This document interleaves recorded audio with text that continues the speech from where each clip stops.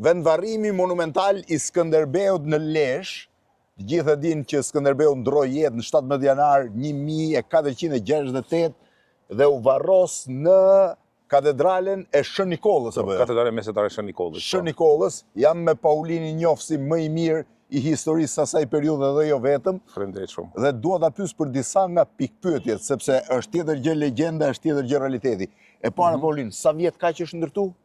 Atëre, kjo si objekt kulli po themi krishterë, është e bazilikë paleokristiane shekullit 5-6, pra antikiteti I vonë. Vendvarrimi monumental. Kurse vendvarrimi, formën që shohim sot, kjo ka marrë vitin 1981, janë punime që janë realizuar 1980 dhe 1981. Tu theshur nga vetë aso kohë, nga profesor Alex Buda, Akademia e Shkencave. A ishte Akademia e Shkencave? Po, Akademia e Shkencave ka marrë përsipër. A është e vërtetuar që Skënderbeu është varrosur këtu?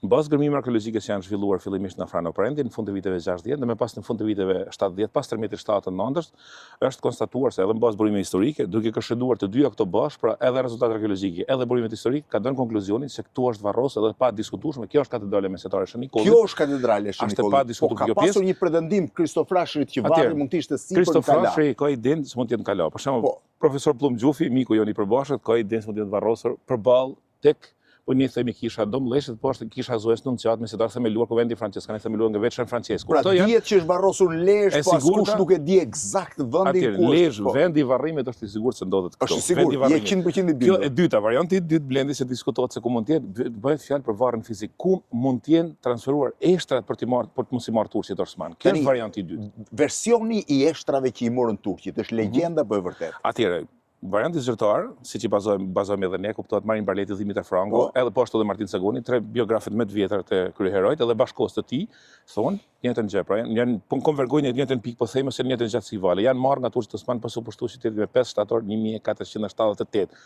Por, duke qenë se gërmimet arkeologjike nuk kanë nxjerr eshtra, kanë nxjerr 6 varrës, janë 6 varrët I peshqvinve, është janë varrët e peshkëve. I peshqvinve diocezës Lezhës, kuptohet, që janë dy në pjesën lindore, dy në pjesën veri lindore dhe një pjesë tjetër në pjesën veri perëndimore, po themi, të objektit. Por e keqja është këtu se në qendër është zbuluar një objekt, por nuk është përcaktuar saktësisht se çfarë mund të jetë. Bazamenti I sarkofagut varrit 6 të Skënderbeut, pra sarkofagut arkivolit Gurç, se mund të themi kështu, apo mund të jetë bazament statuje apo tempull iliro-romak I lidhur me tempullin romak shekullit II.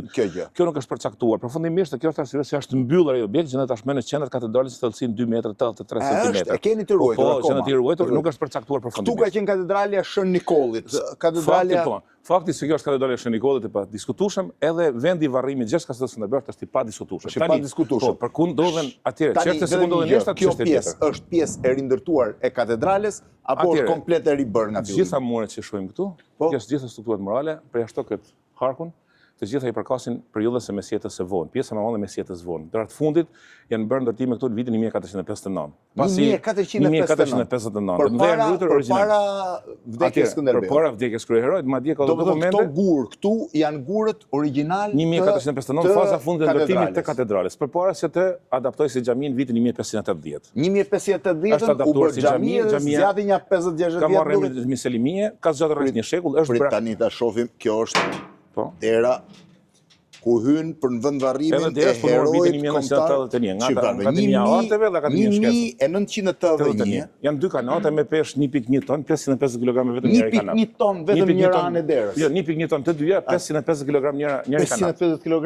vetëm një ranë. Bronz I pastër, po kuptohet. Bronz është e gjitha. E bronz, gjitha bronz. Këtu është për kujtimorja pra që tregon që për 2 marshin ngjarje më të rëndësishme. Është mbledhur kuvendi I famshëm I Lezhës ose Beslidhja e Lezhës. Kuvendi I Lezhës 2 mars 1424. I cili unifikoi princët kundër pushtimit osman. Kundër pushtimit osman të rezistencë. Kjo është edhe më të madhe se ditëlindja e shtetit, sepse bashkimi I parë politik, ushtarak dhe ekonomik, faktikisht I fundit të historisë e popullit shqiptar. Edhe venecianët. Pse kanë prezent? Kanë qenë vetëm si observantë, përmend dhe Marin Barleti, observantë si veshgues. Ndërkohë këtu është pllaka që kujton vendvarrimin e herojit kombëtar shqiptarëve, pra kryeheroj. Ndërkohë të gjitha stemat rreth rrotull janë stemat. Kjo është betejë e fundit, gjitha mburohet, janë 25 në total, në mënyrë simbolike, pra që 25 vite qendrës kundër prindërve Osman, 1443-1468. 25 mburoja që tregojnë betejën. Një simbolike 25, por faktikisht ka luftuar 35. Beteja e Torvjollit e 1444. Kjo është beteja parë 29 qershor 1444.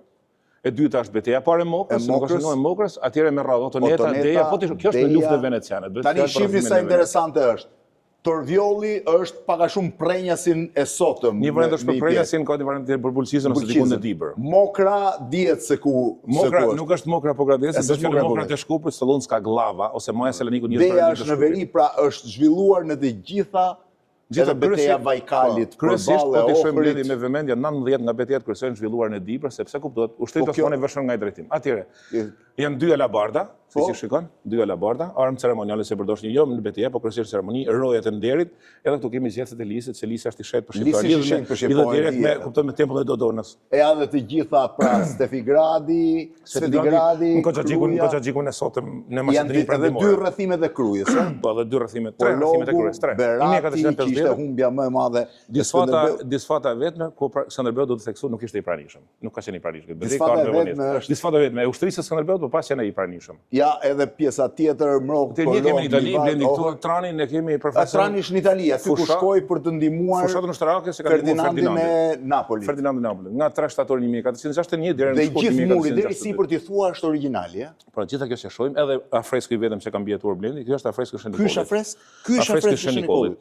Është origjinal? Është origjinal, kemi bërë ndërhyrje. Do të thotë jetë afërsisht 500 vjeçar. Atëherë ky 1459 është shumë i dëmtuar.